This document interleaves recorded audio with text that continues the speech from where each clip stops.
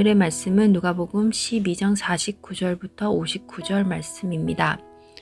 내가 불을 땅에 던지러 왔노니 이 불이 이미 붙었으면 내가 무엇을 원하리요? 나는 받을 세례가 있으니 그것이 이루어지기까지 나에게 답답함이 어떠하겠느냐? 내가 세상에 화평을 주려고 온 줄로 아느냐? 내가 너희에게 이르노니 아니라 도리어 분쟁하게 하려 함이로라.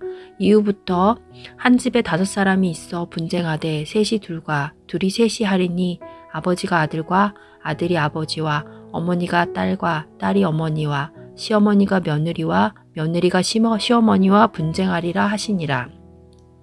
또 무리에게 이르시되 너희가 구름이 서쪽에서 있는 것을 보면 곧 말하기를 소나기가 오리라 하나니 과연 그러하고 남풍이 부는 것을 보면 말하기를 심히 더 오리라 하나니 과연 그러하니라. 외식하는 자여 너희가 천지의 기상은 분간할 줄 알면서 어찌 이 시대에는 분간하지 못하느냐. 또 어찌하여 옳은 것을 스스로 판단하지 아니하느냐.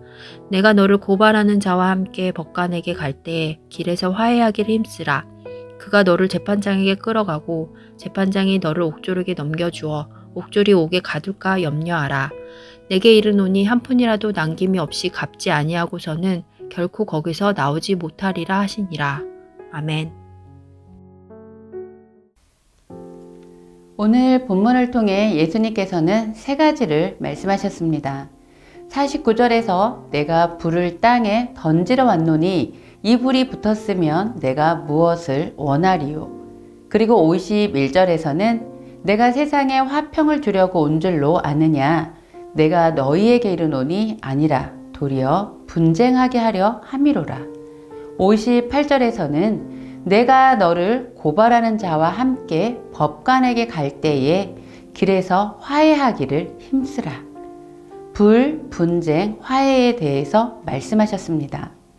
불이라는 것은 성경에서 특히 구약에서는 심판을 주로 의미합니다.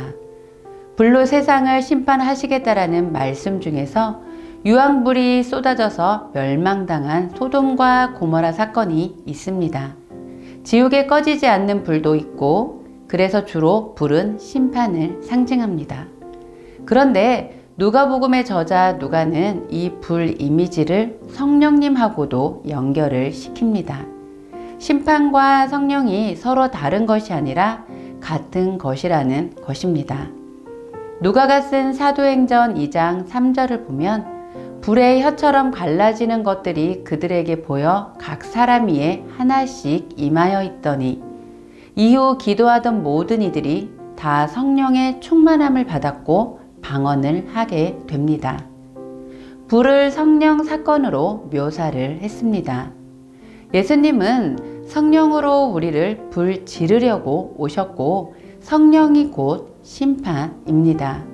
성령이 오심으로 세상에 불이 질러져서 되어지는 일은 쭉정이와 알곡이 구분되는 것입니다. 성령이 오시면 심판이 있기 때문에 영생과 영벌로 나누어지게 되는 것입니다. 그리고 51절 말씀에서 세상에 평화를 주러 온 줄로 생각하느냐 아니라 도리어 분쟁하게 하려 함이로라 라고 말씀하셨습니다. 분쟁은 곧 갈라지고 분열되는 것인데 어떤 분열이냐면 높은 것은 낮아질 것이고 교만한 자는 끌어내림을 당할 것이고 부한 사람은 빈손이 되게 할 것이고 반대로 줄인 사람은 좋은 것으로 배부르게 되고 비천한 자는 높아지는 예수님 어머니인 마리아가 불렀던 찬가의 내용이 되는 것입니다. 이 분열이 메시아인 예수님 때문에 세상에 이루어진다는 것입니다. 누가는 이것을 한 가족의 예로 들어서 아버지가 아들에게, 아들이 아버지에게, 어머니가 딸에게, 딸이 어머니에게, 시어머니가 며느리에게, 며느리가 시어머니와 맞서는 이런 모양으로 표현을 하였습니다. 가족의 분열입니다. 그리고 실제적으로 불교 집안에서 예수 믿는 자식이 하나 나오면 집안이 온통 뒤집어졌었습니다. 예수 믿는 며느리 들어오면 집안이 망하느니 조상들이 노했느니 하면서 좋지 않은 일들이 생기면 다 믿는 며느리 때문이 되었습니다. 예수 믿는다는 것은 그래서 가족과의 결별을 의미하기도 했습니다. 실제로 지금 이슬람권인 중동에서는 예수를 믿는다는 것이 목숨을 걸어야 하는 일들이며 가족이나 동네에서 쫓겨나거나 순교를 해야 하는 일들입니다. 화평을 주러 온 것이 아닌 분쟁하게 하려 함이라는 것은 구원받는 사람과 그러지 못한 사람이 갈라지는 일들을 말씀하고 계십니다. 심판입니다. 이런 심판의 때에 누구는 버려짐을 당하고 누구는 영접함을 당하게 되는 것이지요. 그리고 이 심판의 때가 되었는데 심판인지도 모른 채 살면 얼마나 무서운 일이 되겠습니까? 농부들은 생존을 위해 날씨는 잘 분간합니다. 별이 없으면 구름이 낀 것이고 구름이 끼면 내일 비 올 거라 예상하고 걷어들일 것은 걷어들이며 농부들은 날씨를 보면서 매 순간 날씨가 어떨 건가 긴장도 하고 살피기도 합니다. 농사를 하기 위해서이지요. 그런데 날씨는 기가 막히게 신경 쓰면서 지금 너희들이 살고 있는 이 세상에서 생명이 붙어 있는 이때 정말로 해야 되는 것들은 왜 안 하고 있느냐라고 하시면서 화해하라라고 합니다. 이런 모습들을 보시며 예수님이 답답하셨던 것입니다. 지금 현 시대로 말하면 날씨보다는 아마 주식 시세나 주식시장의 흐름, 그리고 물질적인 관심, 이런 것들을 말씀하실 수 있을 것입니다. 살기 위해 주식 신경 쓰고 살면서 네 영혼이 달린 문제에 대해서는 왜 그렇게 분별을 못하느냐라고 하시는 겁니다. 그리고 58절에서 화해하라. 예수님께서 말씀하시는 화해는 하나님과의 관계 회복입니다. 하나님과 온전히 화해한다라는 것이 과연 어떤 의미인지 59절을 보겠습니다. 내게 이르노니 한 푼이라도 남김없이 갚지 아니하고서는 결코 거기서 나오지 못하리라.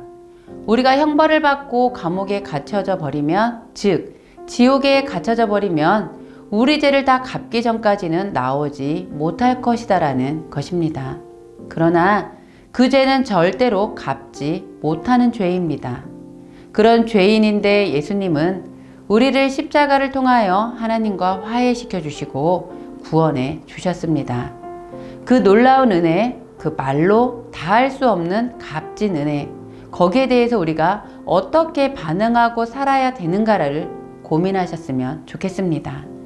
그 안에서 개개인의 삶을 점검해서 하나님과의 관계 회복에 더 관심을 가질 때 마지막을 준비하며 사는 오늘이 될 것입니다. 지금은 은혜의 시대입니다. 이 은혜의 시대를 놓치지 않고 오늘 하루 하나님과 깊은 관계 안에서 마지막 시대를 준비하시는 오늘이 되시기를 기도합니다. 말씀을 기억하며 함께 기도할 것은 불길 같은 성령의 충만함을 받아 시대를 분별하며 말씀 앞에 서게 하여 주옵소서. 마지막 시대를 살아가는 오늘 하나님과의 깊은 관계 회복이 일어나게 하여 주옵소서.